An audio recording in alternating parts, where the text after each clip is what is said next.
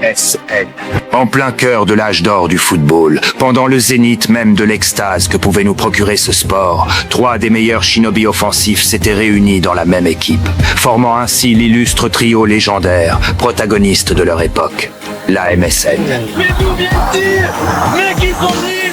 Le trio catalan possédait une connexion jamais aperçue, si spéciale que celle-ci émettait une brillante lueur à peine visible, mais juste assez pour illuminer nos yeux et faire rêver toute une génération. Comme si leur chakra était fait pour s'unifier un beau jour et former la plus grande puissance offensive de l'histoire du football. Neymar.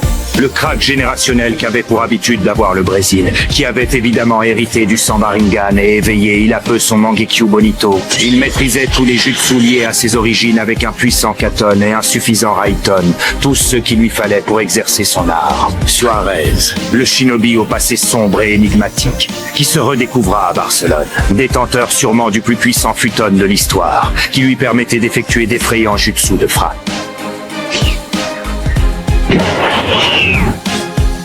Mais aussi d'un excellent Katon, et donc d'une incroyable technicité. Et enfin Messi, hôte du démon originel et plus grand shinobi de l'histoire. Étant encore à son apogée, la Pulga adapta son chakra à ses coéquipiers, et cette fusion donna un résultat auquel il n'aurait jamais pensé.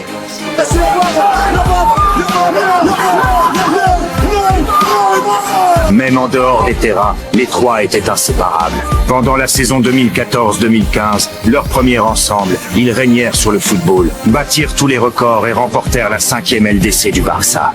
Une saison légendaire, mais qu'ils ne reproduiraient jamais à cause de 2 éléments, chacun plus sombre l'un que l'autre.